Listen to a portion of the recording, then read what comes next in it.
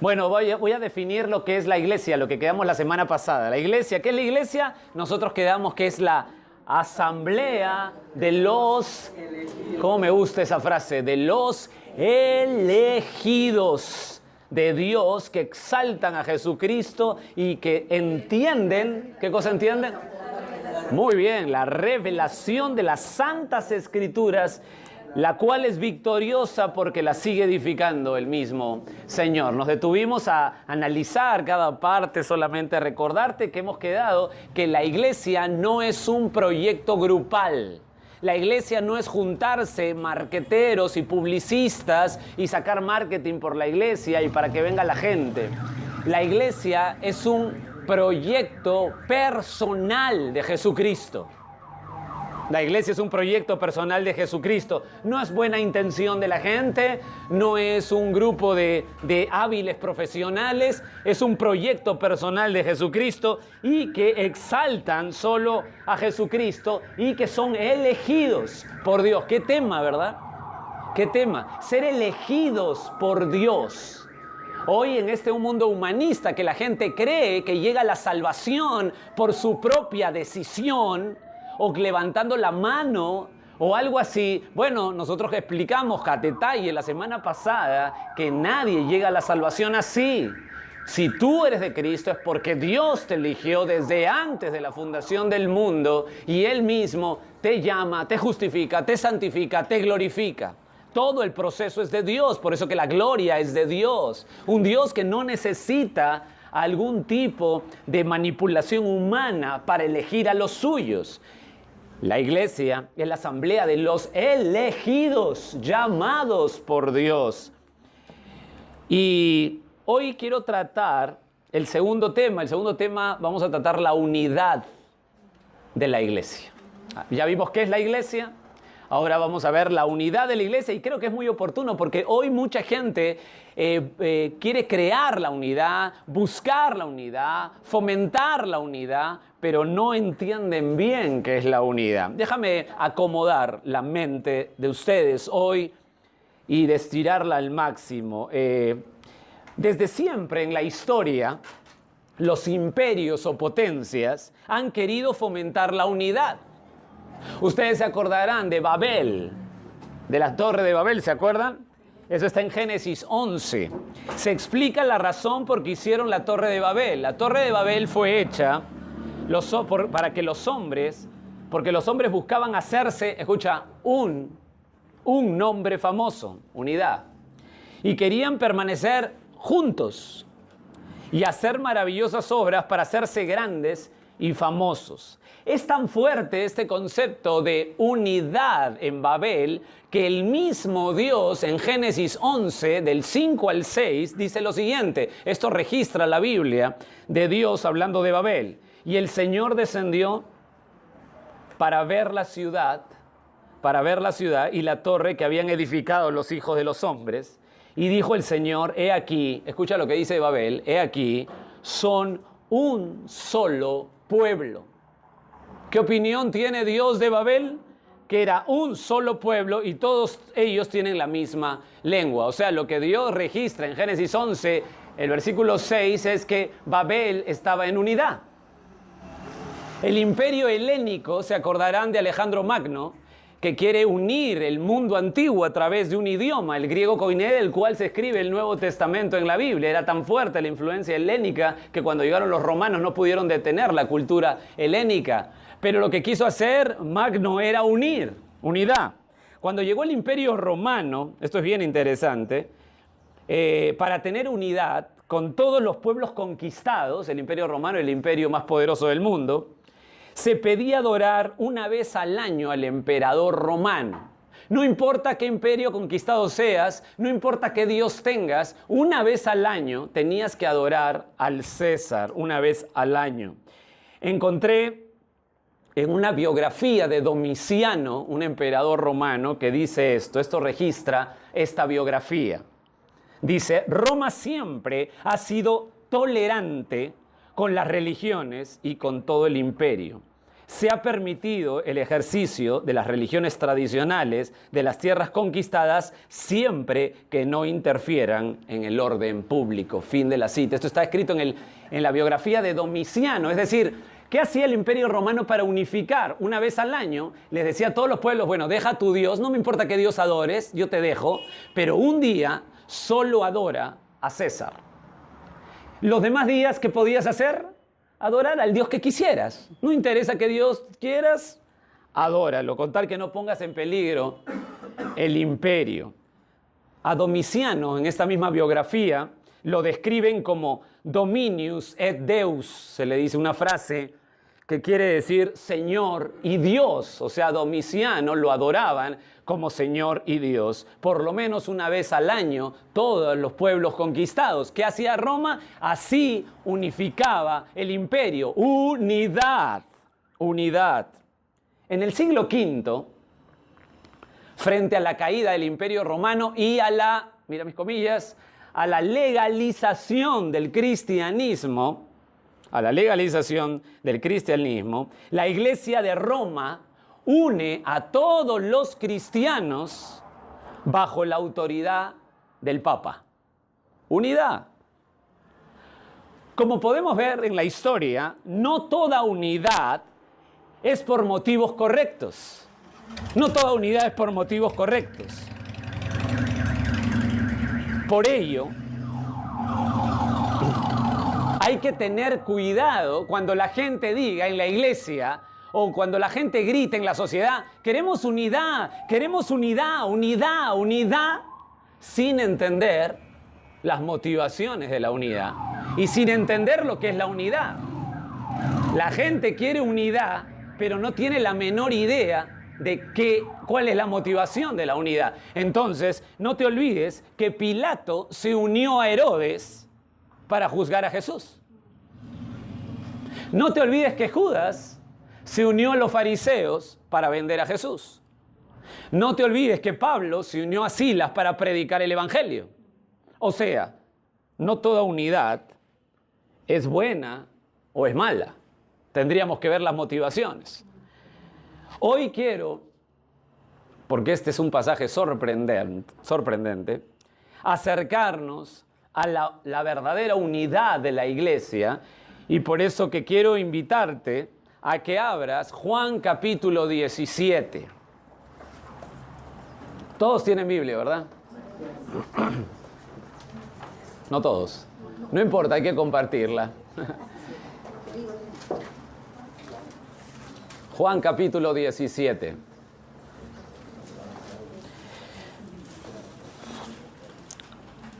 Déjame primero darte un panorama de Juan 17 para que tu mente entre con claridad a Juan 17. Es una porción magistral de las Escrituras. Se van a dar cuenta mientras van pasando la semana y si usted va a querer seguir aprendiendo de lo que es la iglesia, se va a dar cuenta que va a necesitar urgente su Biblia, su lapicero y su cuaderno. Es una porción magistral. Esta es la oración más larga del Nuevo Testamento. La oración más larga de la Biblia está en el Salmo 119, que del versículo 3 al versículo 176 el salmista ora. Pero la oración más larga del Nuevo Testamento está aquí en Juan 17. Déjame acercarte un poquito para que veas cómo empieza. Estas cosas habló Jesús y levantando los ojos al cielo, dijo. ¿Qué significa estas cosas? Estoy acomodándoles en Juan 17. ¿Qué significa estas cosas? Hace referencia al gigantesco sermón que Jesús dio en el capítulo 14, 15 y 16 de Juan. Está a punto de partir y da un sermón magistral de lo que va a ser la tarea del Espíritu Santo a los verdaderos creyentes. Y después que da ese sermón, empieza a orar. En el libro Una vida en el Espíritu, de Martin Lloyd Jones, dice esto en la página 11, dice, haciendo un comentario: Entonces, tras pronunciar estas palabras, o sea, el versículo 1 que dije, acerca del Espíritu Santo que se entrega a todos los creyentes, acerca de lo que podía hacer en ellos y de los resultados de su venida, nuestro Señor levanta los ojos al cielo y comienza a orar. Fin de la cita. Martin Lloyd-Jones dice, después de haber explicado cómo el Espíritu Santo va a obrar en la vida del creyente, ahora, después de esa gigantesca realidad, se pone a orar. Juan 17 es la oración del mismo Señor. Es la oración del mismo Señor al Padre. Lucas 11 hace una referencia en la oración del Padre Nuestro. ¿Se acuerdan el Padre Nuestro? En Lucas 11, en el versículo 1, empieza la oración del Padre Nuestro y hace una referencia de la oración del Señor. Pero en realidad, el Padre Nuestro fue una oración modelo. Una oración modelo para los discípulos. Ruthcita, ¿me invitas un poquito de agua? Perdón, gracias. Una oración modelo para los discípulos. Muchos han considerado esta oración tan sagrada, escúchame bien, esta oración de Juan 17, tan sagrada, pero tan sagrada que no se atreven a predicarla para no desvirtuarla. Estuve leyendo un poquito de esto y encontré un personaje ya apellidado Stein, un alemán, bueno, estamos hablando de muchos años atrás, un moravo, que lo que hacía era un pastor, o sea, un pastor alemán. Lo que hacía este hombre, predicando el evangelio, pero en esta porción él no quería predicar, tenía miedo predicar esto y solamente lo que hacía era leerla, no predicarla. Qué interesante. Bueno, hoy día vamos a ser un poco osados, porque no solamente la quiero leer, sino que quiero enseñártela, porque hoy quiero hablar contigo de la unidad de la iglesia. Gracias. Permíteme dividirte, todos están en Juan 17, ¿verdad? Permite dividirte esta enseñanza, Juan 17, todavía estamos en la introducción, en 3 puntos, porque hay mucha gente que cuando le dices, cuando hablan de la unidad, dicen, no, Jesús quiere que estemos unidos, ¿y de dónde sacas eso? Y todo el mundo dice Juan 17. Pero el problema es que Juan 17 no solamente habla de la unidad. Déjame un poquito ubicarte. Del verso 1 al verso 5, Jesús ora por sí mismo. Mira cómo termina ahí el verso 5, si lo tienes ahí. Ahora pues, Padre, glorifícame tú al lado tuyo con aquella gloria que tuve contigo antes que el mundo fuese. Del verso 1 al 5, Jesús ora por sí mismo. No te olvides que es una oración. Del verso 6 al verso 19 vas a encontrar que Jesús ora por los apóstoles. Mira el verso 6, cómo comienza. He manifestado tu nombre a los hombres que del mundo, ¿qué? Solo esa frase nos detuviéramos horas, ¿no? Que tú me diste, tuyos eran y me los diste y han guardado tu palabra. ¿Quiénes son los que les dio el Padre a Jesús? Los apóstoles, pues. Está hablando de los apóstoles. Y ahí los tienes en la oración hasta el verso 19. ¿Están bien? ¿Se están ubicando? ¿Seguro? Sí. A partir del verso 20 al verso 26, el tema de la oración es la unidad de la iglesia. La unidad. Mira cómo está el verso 20. Mas no ruego solamente por estos. ¿Quiénes son estos? Los apóstoles, claro. Sino también por los que han de creer en mí, por la palabra de ellos. Mira el verso 21. Para que todos sean... Ahí empieza. Todos los que han de creer por la palabra de ellos, la palabra de los apóstoles. Eso lo vamos a ver. Y todos sean uno. O sea, empieza a partir del verso 20 a hablar de la unidad de la iglesia. Ahora yo quiero preguntarles algo. ¿Están bien? ¿Todos atentos? ¿Atrás también? Bueno, quiero preguntarles algo. Si usted tuviera que enseñar de la unidad de la iglesia, ¿qué porción de Juan 17 usted agarraría? ¿Del 20?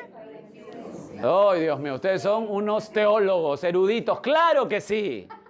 Eso es. Entonces no estamos descubriendo la pólvora. Obviamente, el texto que tenemos que leer con atención para saber la unidad de la iglesia es del verso 20 al verso... Así se estudia la Biblia. Qué sencillo, ¿verdad? Bueno, vamos a leer Juan 17, el verso 20 al 26. Miren, creo, en el primer servicio estuve leyendo esta oración al principio con todos mis hermanos y de verdad que creo que es tan extraordinaria que estremece. Escuchen la oración de Jesús sobre la unidad. Verso 20 de Juan 17. Mas no ruego solamente por estos. Ustedes ya saben quiénes son estos. Sino también por los que han de creer en mí por la palabra de ellos. ¿Quiénes son ellos? Los apóstoles.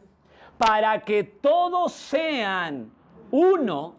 Y escucha, mira el paralelo. Todos sean uno como tú, oh Padre, en mí y yo en ti. Que también ellos sean uno ¿en quién?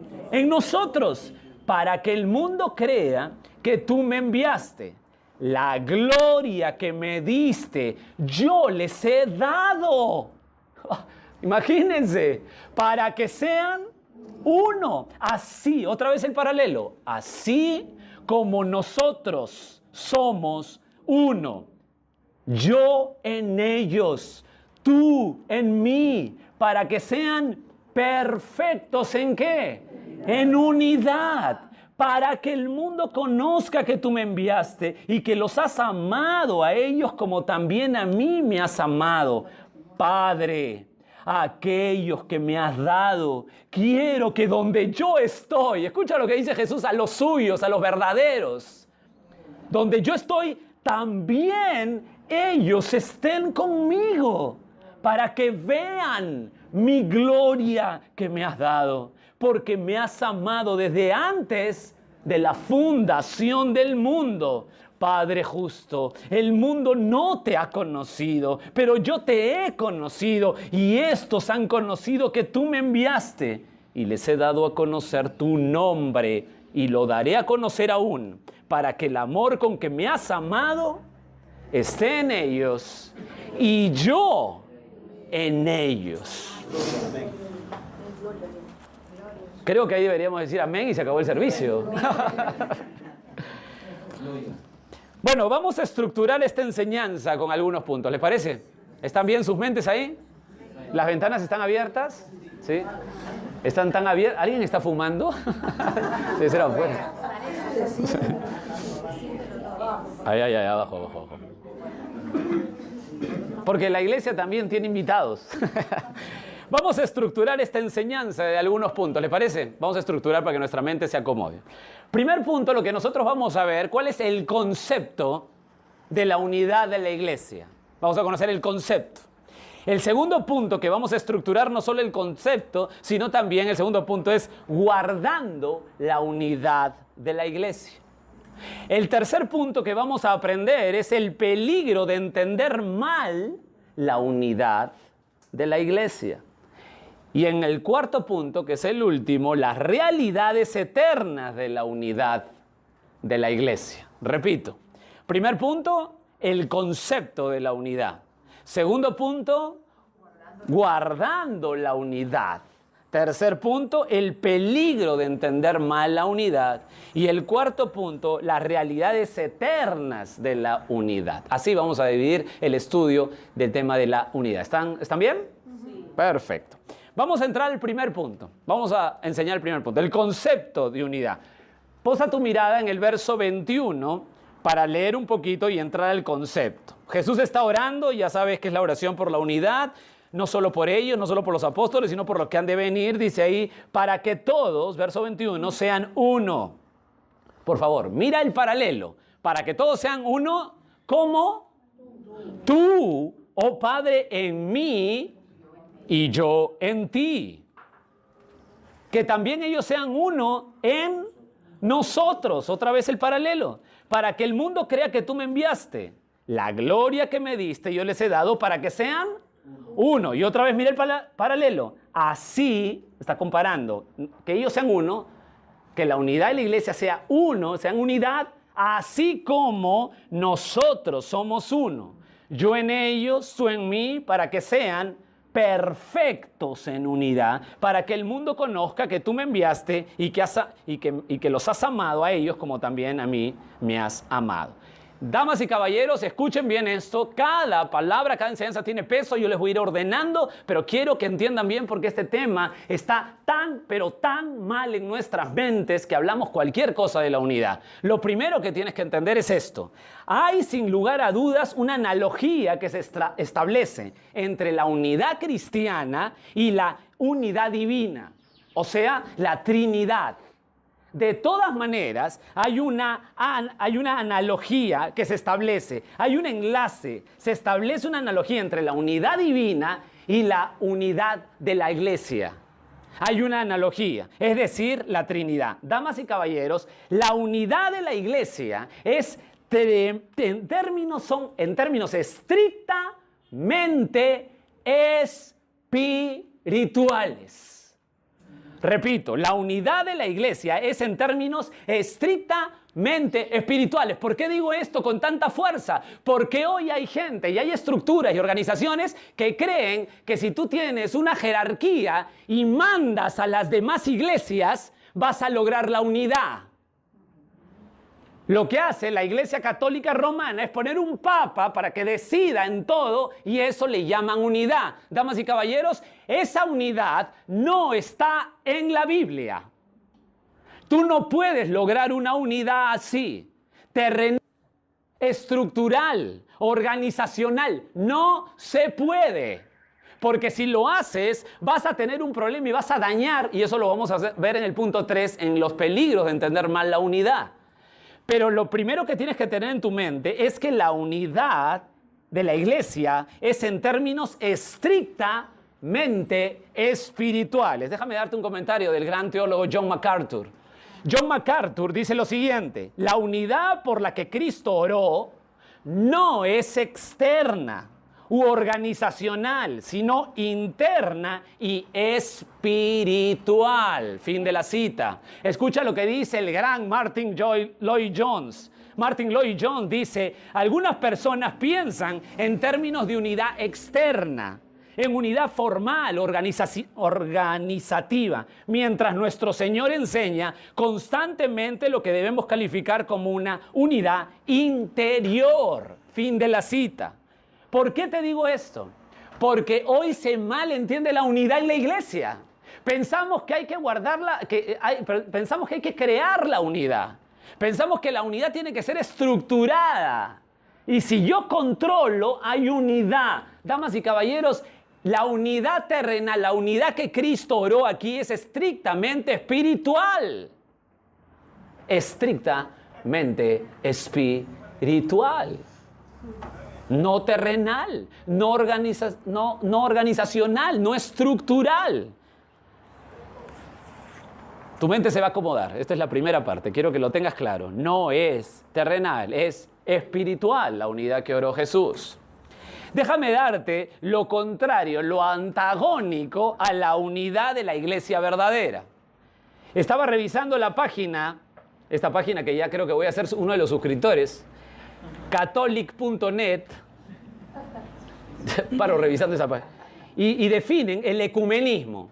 Escucha lo que dice esta página sobre el ecumenismo. Ustedes saben lo que es el ecumenismo, pero si no lo saben bien lo voy a definir según catholic.net. Por ecumenismo, dicen ellos, se entiende el movimiento surgido, escucha, por la gracia del Espíritu Santo para restablecer la unidad de todos los cristianos. Participan en él los que invocan al Dios uno, trino, y confiesan que Jesús es el Señor y Salvador. Punto. Casi todos, aunque de distinta manera, aspiran a una iglesia de Dios única y visible. Fin de la cita. Esto es lo contrario a la oración de Jesús. La oración de Jesús es una unidad espiritual.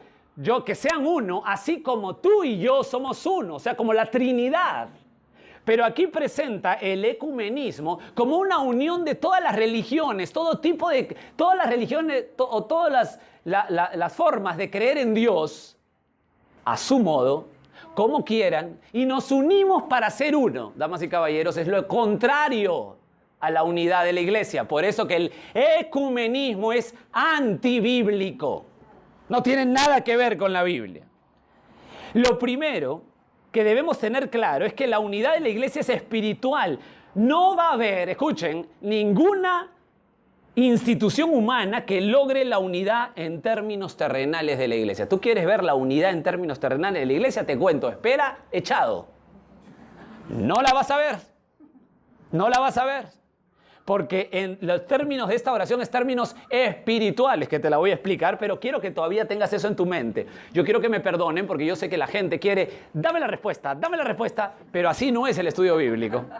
El estudio bíblico tiene que ir por partes. Quiero que tu mente se enlace, que construyas, que hagas un rompecabezas en tus pensamientos para que veas que al final va a ser sólido tu argumento. Pero tienes que construir, no te desesperes y te pido perdón. Déjame darte la base de la unidad en primer lugar. Seguimos en el concepto, en el punto 1. El concepto de la unidad, y debemos tener claro, es que la unidad de la iglesia es espiritual, es estrictamente espiritual. Pero déjame darte la base de la unidad. ¿Cuál es la base de la unidad? La base de la unidad es solo Cristo. Ahora, entendiendo, mira qué interesante y mira qué bien nos lleva el Señor siempre a apelar a nuestra mente, porque entendiendo que la unidad que Jesús oró es espiritual y entendiendo que la base es Cristo, ahora déjame leerte Efesios 2, desde el verso 11, para que veas cómo tu mente va a captar la enseñanza de Efesios 2 mejor que antes. Efesios capítulo 2, por favor. Verso 11. Está hablando de la cruz, de la reconciliación, de lo que hace la cruz, de lo que hace el sacrificio de Jesús. Y mira lo que dice. Voy a leer del verso 11 y entendiendo bien, escúchenme bien, damas y caballeros, entendiendo bien. Escúchenme bien, sí, Efesios 2:11, pero escúchenme bien, entendiendo bien que la unidad de la iglesia es estrictamente espiritual y entendiendo claramente que no la puede tener ninguna, pero ninguna institución humana, terrenal, solamente es espiritual, yo quiero que ahora tú veas la base de la iglesia, cómo penetra en nuestra mente. Efesios 2:11. Por tanto, acordaos que en otro tiempo vosotros, los gentiles en cuanto a la carne. ¿Quiénes son los gentiles? Los gentiles no son los buena gente. No. Oye, qué gentil. No. Los gentiles son todas las personas que están fuera del pueblo judío. O sea, para el autor, que es Pablo, solamente hay dos pueblos en el mundo. El pueblo judío y el pueblo gentil. ¿Está claro? Ese es el contexto. Pueblo judío, gentil. Entonces él dice, por tanto acordaos que en otro tiempo, le está hablando a los verdaderos creyentes, vosotros los gentiles en cuanto a la carne erais llamados incircuncisión por la llamada circuncisión hecha con mano en la carne. No se olviden que Israel lo escogió Dios, ¿verdad? Era el pueblo de Dios, los judíos. Entonces le está hablando a los que no son el pueblo de Dios. Sigue diciendo, verso 12. En aquel tiempo estabais, ¿qué? Sin Cristo, alejados de la ciudadanía de Israel y ajenos a los pactos de la promesa. Y escucha, sin esperanza y sin Dios en el mundo. Señores, aparte de los judíos, ustedes, todos los demás, de todo el mundo, de toda raza, lengua, nación, estaban sin Dios, sin Cristo, sin esperanza, sin nada. Verso 13. Pero, cada vez que hay un pero en la Biblia, ¿qué cosa vas a hacer? Marcarlo. Pero, ahora, ¿en quién? En Cristo, la base de la unidad. En Cristo Jesús, vosotros que en otro tiempo estabais lejos, habéis sido hechos cercanos. ¿Por quién? Por la sangre de Cristo. Mira el impresionante verso 14. Porque Él, o sea Cristo, es nuestra paz, que de ambos pueblos, ¿cuáles son los pueblos? Judíos y el resto del mundo, que de ambos pueblos hizo ¿cuántos? Ahí está la unidad. Hizo uno. derribando la pared intermedia de separación. Verso 15. Aboliendo en su carne las enemistades, la ley de los mandamientos expresados en ordenanzas, para crear en sí mismo ¿de los dos qué? De los dos pueblos, uno, un solo y nuevo hombre, haciendo la paz. Verso 16, y mediante la cruz, reconciliar con Dios a ambos, ¿en qué? Un solo cuerpo, matando de ella las enemistades. ¿Te das cuenta lo que es la unidad? La base de la unidad. ¿Cómo yo puedo tener unidad con usted y usted conmigo? ¿Por qué? Porque estamos en una estructura donde yo tengo que ser jerárquicamente el que manda y ordenar para tener unidad. Y si te me estás escapando por acá porque piensas diferente que yo, entonces yo te digo, ven acá porque hay que tener unidad. No. ¿Sabe por qué usted y yo podemos tener unidad? Porque si usted está en Cristo y yo estoy en Cristo, no hay que crear la unidad. Ya somos uno en Cristo. Esa es la unidad de la oración de Juan 17. No es terrenal, no es organizacional, no es estructural, es en Cristo. Si usted ha creído en Cristo como su Señor y amo de su vida, entonces usted puede tener unidad con otra persona. Igual, no tengo que crear la unidad, no tengo que buscar la unidad, no tengo que fomentar la unidad, no tengo que formar la unidad, no tengo que hacer nada de eso. Solamente la recibo en Cristo. ¿Cuál es la base de la unidad? ¿Cuál es la base de la unidad? Cristo. Déjame ahondar un poquito en esto, por favor. Mira Efesios 4, ahí nomás a la vuelta, Efesios 4. Desde el versículo 1. Yo pues, preso en el Señor, dice el apóstol, os ruego que andéis como es digno. Escucha esta frase. De la vocación con que fuisteis. Y ya está ¿a quién le está hablando? A la iglesia invisible. ¿Se acuerdan la semana pasada? A la iglesia invisible, la iglesia verdadera, los que están en unidad. Esos son los llamados. ¿Cómo puede ser que haya gente que crea o enseñe que depende de usted que se salve o no se salve? Damas y caballeros, Dios te llama y punto. Ese es Dios. No necesita tu ayuda ni la mía. Tanto tendríamos que hablar ahí. Mira los que son llamados. Con toda humildad y mansedumbre, soportándonos con paciencia los unos a los otros en amor, solícitos, esa palabra solícitos es excelente, en guardar la unidad del espíritu en el vínculo de la paz. Mira ahí lo que dice. Es nuestra tarea y tu tarea a mí es guardar. ¿Qué cosa tengo que guardar? La unidad. No crearla. No tenemos que crear la unidad, no tenemos que buscar la unidad, no tenemos que formar la unidad. La unidad está en Cristo. ¿Cuál es nuestra responsabilidad? Guardarla, y ese va a ser el punto 2 que ya vamos a ver. Guardar la unidad. Pero primero tenemos que entender que la unidad es estrictamente espiritual y la base, ¿quién es? La base es Cristo. Déjame darte otro pasaje ahí para argumentar más fuerte esto, porque me encanta esta relación, esta analogía entre los cristianos y Cristo, y lo que le pasó a Cristo en la cruz y lo que hizo Cristo pasa y nos adjudica directamente a los verdaderos cristianos. Mira Romanos capítulo 6 un momento. Romanos capítulo 6, como ya saben, Romanos 6 habla de quién es un verdadero creyente. O sea, si usted quiere saber si un verdadero creyente, solamente estudie Romanos 6 y dará cuenta, es un verdadero creyente. Ahí salen todos los ritos, los mitos, que dicen que los creyentes, que uno puede ser un creyente verdadero, acepta a Cristo y vive enlodado en el mundo y sigue viviendo igual como antes, pero un día aceptó a Cristo y se ha bautizado y es de Cristo. No. Ahí rompe con todo eso. Porque Romanos 6 habla de la justificación alineada a la santificación. El que es de Cristo ha tenido un poder sobrenatural de la Trinidad para ser transformado. Romanos 6 del verso 10 al 11 dice, mira otra vez el paralelo, porque en cuanto murió, está hablando de Jesús, el pecado murió una vez por todas, mas en cuanto vive, para Dios vive. Y mire el paralelo.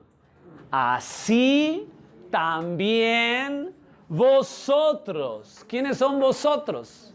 Los llamados, pues, ¿no? Considerados muertos al pecado, pero vivos para Dios en Cristo Jesús, Señor nuestro. Mis hermanos amados, si usted es mi hermano, si usted es mi hermana, si yo soy su hermano, déjeme decirle algo. No tenemos que crear la unidad. Usted y yo estamos unidos. ¿Por qué? Por Cristo. Por Cristo. Nada más. La unidad meramente espiritual. ¿Cuál es la base de la unidad? Cristo. Porque si estamos en Cristo, tenemos ¿a quién en el corazón? ¿A quién? ¿Solamente el Espíritu Santo? Qué problema, ¿verdad? Cuando llega Jesús está el Espíritu adentro. ¿Ah, sí? ¿Solo el Espíritu? Juan capítulo 14, para que no sigan hablando en lenguas. Juan capítulo 14, verso 23. Juan, ¿se acuerdan que dije que Juan estaba dando, Jesús estaba dando un sermón, capítulo 14, 15, 16, para entrar al capítulo 17, que es la oración? Juan capítulo 14, verso 23. Respondiendo Jesús y le dijo, el que me ama, qué sencillo es Jesús, o sea, pero qué honesto es. El que me ama, mi palabra guardará, y escuchen bien, y mi Padre le amará, y vendremos a Él y haremos morada con Él. O sea, no es solo el Espíritu, ¿eh? Damas y caballeros, el verdadero llamado, creyente, miembro de la iglesia invisible, de la iglesia católica. ¿Cómo? ¿Cómo? ¿Católica? ¿Qué le pasa a este? No. La iglesia, no estoy hablando de la iglesia católica romana. Estoy hablando de la iglesia católica. La palabra católica es catholicus, universal. El creyente verdadero es miembro de la iglesia católica, universal. Ese tiene a la Trinidad en su corazón. ¿Por qué rebajamos el cristianismo a decir que alguien es salvo porque levantó su mano y vive como un pagano? No puede ser. No hay enlace en la Biblia. Y por eso dije la semana pasada que inventamos términos como cristiano carnal o cosas así para tratar de maquillar esos comportamientos de inconversos que están asimilados en una iglesia. Y los pastores, en lugar de dedicarse al pequeño remanente, a darles la palabra como es, tratan de entretener a los paganos en la iglesia. Esto es muy serio, porque no todo el que entra a un local es miembro de la iglesia. Como dijo Pablo en Romanos 9, no todo el que está en Israel es un israelita de verdad. Siempre han habido asimilados, porque no entienden bien que es la Trinidad que está contigo. Hermano querido, hermana, tú no vas a llegar a la meta porque tú eres bien bueno. Si tú eres creyente, tú vas a llegar a la meta porque Él te va a sostener hasta el final. Y eso lo tenemos que comprender, por eso que la salvación es una seguridad absoluta. Si alguien predica como los movimientos pentecostales, muchos de ellos predican que la salvación se pierde, no es una posición, es una herejía. El que es salvo siempre es salvo.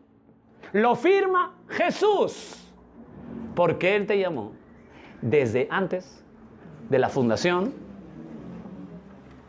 Imagínate, si te llamó antes de la fundación del mundo, ¿tú qué tienes que ver en esto?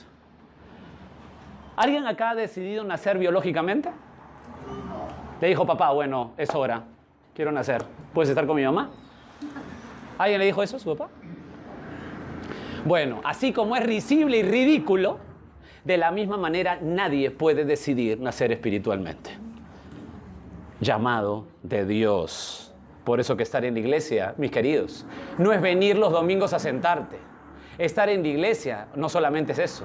Estar en la iglesia es amarse unos a otros, estar interesados unos por otros, porque somos elegidos de Dios. Solo el pensar eso tiene que estremecernos. La base de la unidad es Cristo. Cuando te hablan de unidad de la iglesia, de unidad, no es la oración de la unidad por algo estructural. Es algo espiritual. Hoy hay tantos errores con eso. Cada vez que te dicen, no, hay que estar todos iguales. ¿Sabes qué? No hagas conflicto, porque hay que estar en unidad. ¿Qué significa eso? ¿Qué significa eso? No, tenemos que entender que la unidad es algo espiritual. Yo estoy en unidad contigo, pues somos de Cristo. Es espiritual. Es espiritual. ¿Y cuál es la base de la unidad? Es Cristo. Entonces seguimos avanzando en el concepto. No solamente quiero darte la base de la unidad en el concepto, sino también la esencia de la unidad. Mira el verso 20 de Juan. Regresamos a Juan 17, por favor. Se han dado cuenta que estoy más despacio, ¿verdad? Ya no estoy como una locomotora como los fines de semana, porque me dijeron varios hermanos, pastor, pare, me dice 80 versículos, no sé por dónde ir. Y yo lo entiendo, soy una locomotora, es verdad. Estoy aprendiendo. Varios hermanos me han corregido. Verso 20. Verso 20. ¿Están conmigo ahí con la palabra? Mas no ruego solamente por estos, sino también por los que han de creer en mí. ¿Por qué? Por la palabra ¿de quién? De ellos. Por favor, quiero que entiendas bien lo que dice ahí. No ruego solamente por estos. ¿Quiénes son estos? Los apóstoles. Sino también por los que han de creer en mí. ¿Cómo creen en Él? ¿Cómo pueden tener la unidad? Por Cristo, ¿verdad? Pero ¿cómo pueden creer en Él? Dice, por la palabra de ellos. Entonces, ¿cuál es la esencia de la unidad? Son las palabras apostólicas. Que hay que definir ese término, ¿verdad? Porque algunos se asustan. Esta iglesia se llama Iglesia Bíblica Gracia Soberana. Debería llamarse Iglesia Bíblica Apostólica Gracia Soberana. ¿Por qué? Porque nosotros tenemos el fundamento de los apóstoles. La palabra de los apóstoles, el escrito de los apóstoles es dado por Dios hacia los hombres. El Nuevo Testamento, de tapa a tapa, igual que el Antiguo Testamento dado a los profetas, es estrictamente de Dios. La palabra de Dios no es inspirada a los hombres para que lo hagan. La palabra de Dios es inspirada a la palabra. La palabra Dios inspira a la palabra, no a los hombres. Es la palabra de Dios, por eso que cada palabra, cada verbo, cada sustantivo, cada conjunción, todo lo que veas ahí, lo ha puesto Dios milimétricamente para ti. La base es la unidad, de la unidad es en Cristo, la esencia son las palabras apostólicas, es decir, el evangelio de los apóstoles, el evangelio único, encargado por el mismo Señor, el cual transforma al pecador. Yo no puedo variar si yo quiero la unidad, si yo creo que la unidad es dada por Dios espiritual, yo no puedo variar el fortalecimiento de la unidad negando la palabra de Dios. Escúchenme bien, escuchen lo que dice Judas en su único capítulo en el versículo 17, lo puedes apuntar. Judas dice, pero vosotros amados, le está hablando a la iglesia, tened memoria de las palabras que antes fueron dichas. ¿Por quién? Por los apóstoles de nuestro Señor Jesucristo. La autoridad de los escritos de los apóstoles era una autoridad divina desde la iglesia primaria. Y escúchenme bien esto, mis queridos. Escúchenme bien esto porque esto es muy importante. La unidad de la iglesia no puede fortalecerse fuera de la palabra de Dios. ¿Escucharon bien lo que les dije? La unidad de la iglesia no puede fortalecerse fuera de la palabra de Dios. No es bíblico decir en un lugar que crean llamarse iglesia, decir, no, la doctrina no es tan importante, ¿eh? La teología no es tan importante, solamente hay que amarnos unos a otros. Si hay lugares así, ahí no es iglesia. La unidad no se puede fortalecer fuera de la palabra de Dios. en la Reforma los reformadores iban hasta la muerte por la doctrina bíblica. ¿Por qué? Porque la palabra dada a los apóstoles es la palabra del cielo para que nosotros sigamos adelante. La unidad de la iglesia no puede fortalecerse fuera de la palabra. Es una pena cuántas veces, inclusive, gente que dirige iglesias piensan así. El relativismo a la Biblia. Ah, bueno, tú crees eso, yo creo otro. Este versículo, hermano, ¿qué te dijo? ¿Y a ti? ¿Y a ti? ¿Y a ti? O sea, ¿Dios tiene 80 voluntades? Dios tiene 80... No, damas y caballeros, el significado de un pasaje es uno. Lo que tiene son 1000 aplicaciones, será. Pero significados no. ¿Cuál es la tarea de los responsables de abrir la Biblia? Es encontrar el significado de ese pasaje. ¿Para qué yo no sé, ¿para qué tanto griego? ¿Para qué tanto hebreo? Mejor hay que amarnos, hay que hacer comiditas, hay que hacer cancioncitas abrazándonos. Rompehielo. Hermanos queridos, la unidad de la iglesia no se puede fortalecer sin la palabra de Dios. Y la palabra de Dios bien trazada. Porque hoy tenemos un discernimiento increíble para guardar nuestro dinero. ¿A qué banco? Mejor tasa, mejor interés. Increíble para ir al médico. Ah, yo no voy a ir a ese dentista, yo voy a ir al mejor, a este que es un experto. Sí, pero cuando van a la iglesia, ¿a dónde vamos? Bueno, donde el hermanito. No importa quién predique, total, Dios utiliza hasta los burros. Esos conceptos del Antiguo Testamento que lo trasladan a la iglesia y encima al púlpito de una manera grotesca, sin entender el significado de ese pasaje del Antiguo Testamento, nos hace hablar tonterías. Sí es importante frente a quien te expongas. Sí es importante, porque si tú prendes Enlace, el canal de televisión, vas a terminar en el Noguchi en pocas semanas. Porque la esencia no es la palabra, es su palabra. Declara, sujeta. La gente está sujetando demonios. ¿Con qué derecho tú sujetas a los demonios? Pastores que quieren echar fuera demonios, yo no sé, sin base bíblica absoluta y haciéndolo porque es que la gente cuando ve parece un show bonito, ¿no? Pero es antibíblico. La semana pasada hablamos de cuál es la verdadera lucha espiritual y no tiene nada que ver que estar gritoneándole a los demonios. Porque cuando yo le digo a un demonio, sujétate, mira, el demonio no tiene por qué rayos hacerme caso. No sé, seguro usted sí, pero a mí no. Yo no soy apóstol, yo no soy Jesús, a mí no tiene por qué hacerme caso. No hay fortalecimiento sin la palabra de Dios seria, bien trazada. Sí es importante a quién te expones y es muy importante que lo que yo te digo, tú tienes que analizarlo.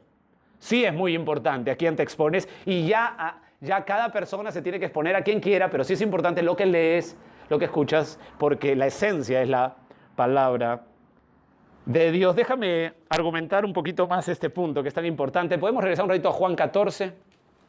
Por favor. Juan 14, desde el verso 23. ¿Se acuerdan que vimos cuando hablamos de que la Trinidad está en el corazón nuestro, dentro de los creyentes? Pero mira lo que dice. Respondió Jesús y le dijo, el que me ama, tómale peso a esto, el que me ama, mi palabra guardará. La palabra guardar ahí te la voy a hacer más fácil. Es obediencia, obedece. El que me ama me obedece. ¿Entendiste? Fácil, ¿no? Jesús dice, el que me ama, me obedece. Entonces, ¿cuál es la inferencia? Ahí está el verso 24.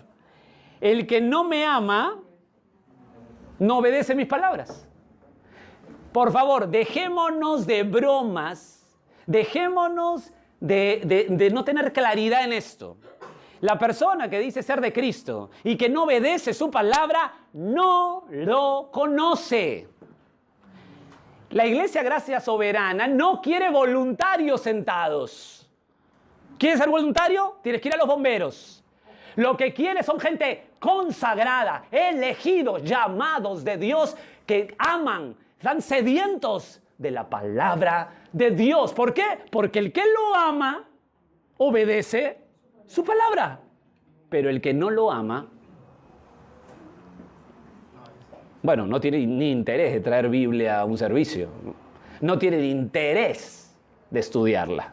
Entonces, hay que ser claros con esto. Si tú no tienes interés, te cuento algo. Desde ya, estás caminando al infierno. Puedes venir a la iglesia o cualquier iglesia o pasearte por todas las iglesias y religiones todos los días y el final será igual. El infierno. Juan, en su primera carta, 2.4, primera de Juan 2.4, dice esto, el mismo autor del Evangelio dice, el que dice, yo le conozco y no guarda el mismo término y no obedece sus mandamientos, escucha lo que dice Juan. Juan es más sublime que yo. Él dice, el tal es un mentiroso y la verdad no está en él. Díganme ustedes si esto no es claro. Primera de Juan 2.4, ¿esto no es claro? ¿Esto es más claro? ¿No te parece? Primera de Juan 2.4, ¿no te parece claro? Esto es absolutamente claro. Hoy tenemos un cristianismo, bueno, raro, donde la gente declara ser cristiana por experiencias, donde la gente declara ser cristiana porque te pasó algo, porque sientes algo. Damas y caballeros, quiero ser claro con ustedes. Usted jamás va a sentir a Dios. Usted no tiene esas herramientas humanamente. Usted no puede. Si usted se guía por emociones, un día va a llorar. Hay gente que llora en las alabanzas, después predica y están durmiendo en la prédica. Claro. Bueno, hay pastores que merecen que uno duerma, ¿verdad? Porque hablan cosas ridículas. Pero las alabanzas sí, porque los hace sentir.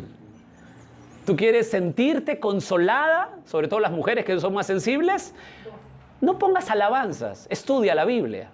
El Salmo 119 dice que la única forma de ser consolado es a través del conocimiento de la palabra de Dios. No vaya a ser que las alabanzas te emocionen, pero no te consuelen, o te consuelen mal. Déjame darte unas notas aquí. ¿Están bien hasta acá? ¿Su mente todavía está?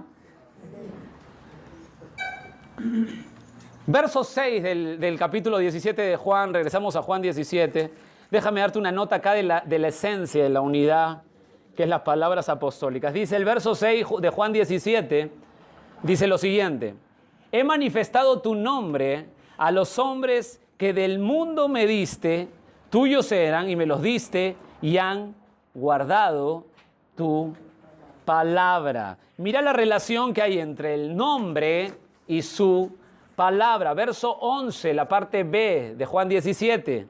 Verso 11. Guárdalos ¿en tu qué? Nombre, para que sean uno, así como nosotros. Verso 12. Cuando estaba con ellos en el mundo, yo los guardaba en tu nombre. A los que me diste, yo los guardé y ninguno de ellos se perdió, sino el hijo de perdición, para que la escritura se cumpliese. Verso 26 de Juan 17. Y les he dado a conocer, ¿qué cosa?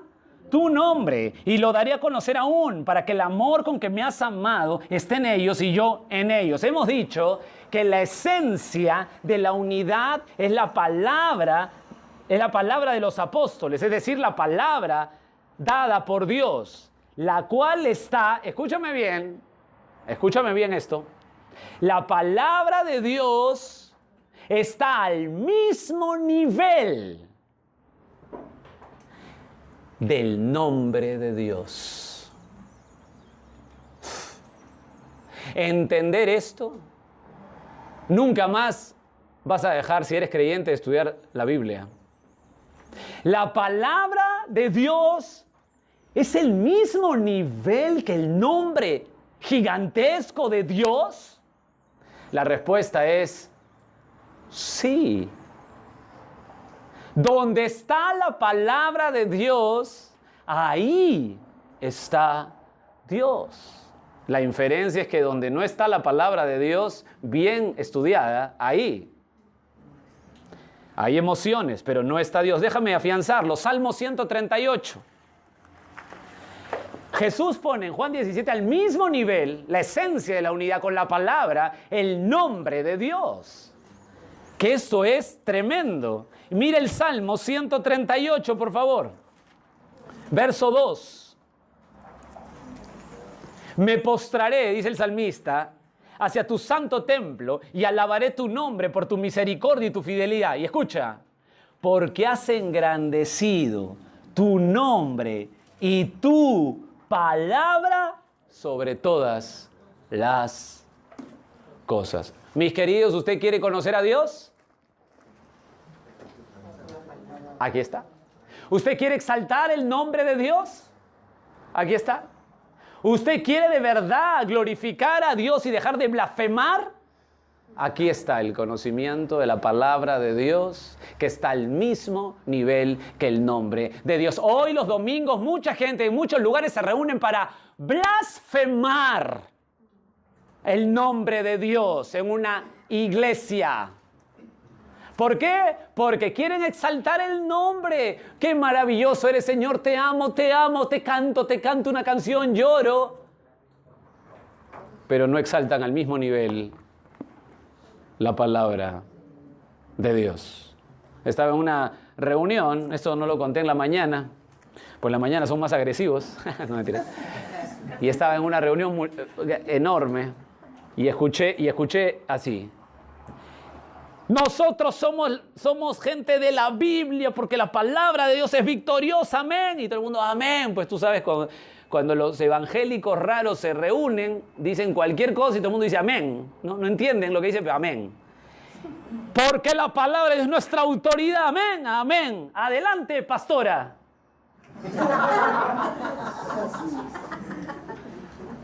Ahora dime tú. Bueno, eso lo vamos a hablar porque los miércoles a partir del 7 de marzo vamos a seguir con Timoteo, vamos a hablar de la función de la mujer. Bueno, en la Biblia no hay autorización para pastoras, ni liderazgo de mujer.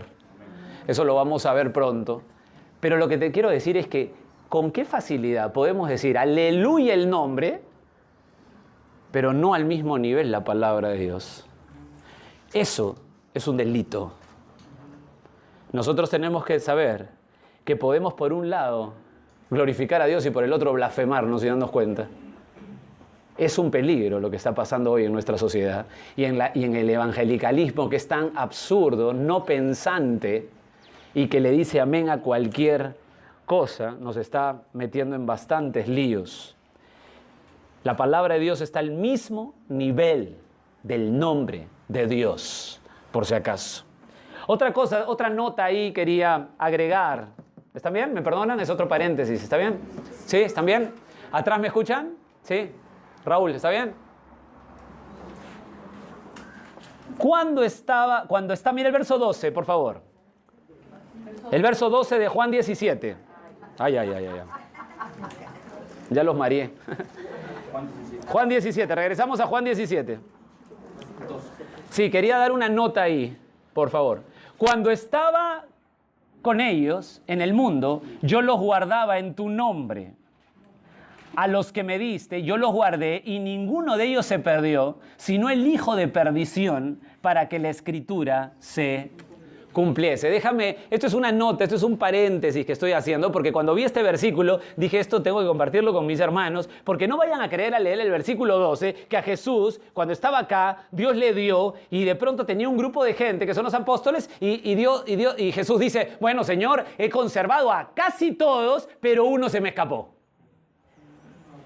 Uno se me escapó, que Judas, bueno, este muchachito se me escapó, pero a casi todos los guardé. Damas y caballeros, ese verso 12 no dice eso. El verso 12 dice que los que el Padre le entregó a Jesús, el 100% los pastoreó correctamente con la palabra. El que se perdió, ¿qué pasó? Lo que pasó es que nunca fue. Porque hay gente que saca con esto que la salvación se pierde. Otra vez, la salvación se pierde, es una herejía, no es una posición, Sacan con esto que la salvación, porque Judas era de Jesús, porque Judas abrazaba al Señor, porque Judas y al final se fue. No, lo que pasa es que nunca fue.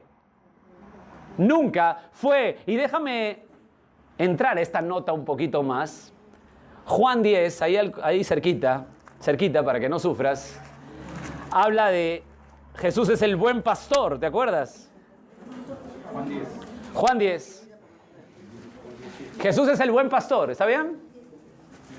Juan 10. Voy a leer el verso 27. Mira lo que dice. Mira lo que es lo importante que es los elegidos. Jesús guardó a los elegidos 100%. El que se perdió fue que nunca fue. Eso es lo que pasó. Que nunca fue de Cristo. Eso es lo que pasó. Pero mira cómo tenemos este argumento tan sólido aquí. Mis ovejas, verso 27 del capítulo 10 de Juan, mis ovejas oyen mi voz y yo las conozco y me siguen. Verso 28, yo les doy vida eterna. Mire esa seguridad. Y no perecerán jamás. Y escucha, ni nadie las arrebatará de mi mano. Y aquí es el punto donde quiero ir. Verso 29. Mi Padre que me las dio es mayor que todos y nadie las puede arrebatar de la mano de mí. Escúchame bien, ¿cuál es la ecuación? ¿Cuál es la ecuación? El Padre le da al Hijo a los elegidos y el Hijo los toma porque el Padre se los dio. ¿Qué pasa si el Padre no le da a alguien al Hijo? No lo recibe. Eso es muy importante porque esto es parte de la explicación cuando dice si Dios murió por todos, si Jesús murió por todos en la cruz. Esto hay que analizarlo. No es así nomás, sí, hay que analizarlo, Porque si yo digo que Jesús quiere a todos, entonces hay una contradicción en la Trinidad, porque Jesús solo recibe los que el Padre le da. Qué profundo es esto, ¿verdad? Solamente déjame decirte que si tú eres creyente, eres un elegido desde antes de la fundación del mundo y eso te lleva solo a asombrarte y a caer de rodillas ante el Rey que te eligió sin ningún esfuerzo tuyo. Él lo hizo todo. La base de la unidad, estamos en el punto 1 recién, ¿eh? ¿Están bien? Tienen tiempo hoy, ¿no? Hoy están con tiempo. La base, el concepto de la unidad, la base de la unidad es Cristo. La esencia de la unidad, la palabra de los apóstoles, que es la palabra de Dios, es el Evangelio, y hemos visto cuál es el propósito de la unidad, ahora lo vamos a ver. ¿Cuál es el propósito de la unidad? Verso 24 de Juan 17. Regresamos a Juan 17. Verso 24. ¿Están ahí? Padre, aquellos que me has dado, quiero que donde yo estoy, imagínate lo que le dice, también ellos estén conmigo, para que vean mi gloria que me has dado, porque me has amado desde antes de la fundación del mundo. Damas y caballeros, ¿cuál es el propósito de la unidad? La base de la unidad es Cristo, la esencia de la unidad es la palabra, el propósito de la unidad de la iglesia es la gloria de Dios. Todo apunta, toda la unidad correcta que Jesús oraba apunta a la gloria de Dios. ¿Quieren ver la unidad de la iglesia? ¿Quieren ustedes apreciar la unidad de la iglesia perfectos en unidad, donde todos estemos juntos en perfecta unidad espiritual? ¿Ustedes quieren apreciar eso? ¿Quieren o no? Bueno, aquí en la tierra no vas a poder. Pero déjame mostrártelo, porque la Biblia sí nos lo muestra en el futuro. Apocalipsis capítulo 19, te voy a mostrar la unidad de la iglesia en perfecta unidad. Apocalipsis 19. ¿Qué ocurre en Apocalipsis 19? Las bodas del Cordero.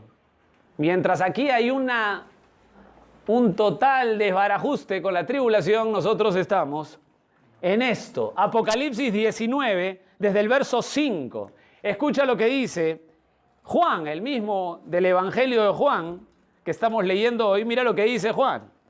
Y salió del trono. No te olvides que esto es futuro. Acá está la unidad perfecta de la iglesia invisible, universal. Dice, y salió del trono una voz que decía, alabad a nuestro Dios todos sus siervos y los que le teméis, así pequeños como grandes, y oí como la voz de una gran multitud, como el estruendo de muchas aguas, y como la voz de grandes truenos que decía: aleluya, porque el Señor, nuestro Dios Todopoderoso, reina. Gocémonos, alegrémonos, démosle ¿qué? Gloria. Ahí están todos dando la gloria a Dios, porque han llegado las bodas del Cordero. Y ¿quién es la esposa? La iglesia. ¡Qué tremendo es esto! Esto es lo que nos espera en el futuro, en la iglesia invisible. Y su esposa se ha preparado. Y mira cómo se prepara la esposa. Verso 8. Y a ella se le ha concedido que se vista de lino fino, limpio, resplandeciente, porque el lino fino es las acciones justas de los santos. Verso 9. Y el ángel me dijo: escribe, bienaventurados los que son llamados. Escúchame bien, la palabra llamados ahí no es una voz que dice: por favor, pasen a las bodas del Cordero, por favor, los llamo. No, la palabra llamado en el griego que se escribió es un verbo perfecto, consumado en el pasado. Es decir, son los que en el pasado se han rendido a Cristo como su amo. Esos son los que vienen aquí. Nadie aquí los llama. Los llamados es la verdadera iglesia. Bienaventurados son los llamados a la cena de las bodas del Cordero. Y me dijo: estas son palabras verdaderas de Dios. Ahí está. ¿Quieres perfección de unidad de la iglesia? No la vas a tener hoy terrenalmente. Ninguna estructura la puede hacer. Nadie la puede organizar. Usted no puede crear la unidad. Usted no puede buscar la unidad. La unidad es porque usted es de Cristo. Es espiritual, nada más. Entonces la pregunta sería: ¿cómo puede la iglesia hoy mostrar la unidad para que el mundo crea? Porque el verso 21, regresa a Juan 17, si no te has mareado, en el verso 21 de Juan 17 dice: para que todos sean uno, como tú, oh Padre, en mí y yo en ti, que también ellos sean en nosotros, para que el mundo crea que tú me enviaste. Entonces, ¿cómo puede la iglesia hoy mostrar la unidad para que el mundo crea? ¿Cómo puede hacer hoy? Tú no tienes que crear la unidad, no tienes que buscar la unidad, no tienes que formar la unidad. Lo que tienes es la responsabilidad de guardar la unidad. Esa es la responsabilidad hoy. Por eso que el segundo punto, ¿cuál es?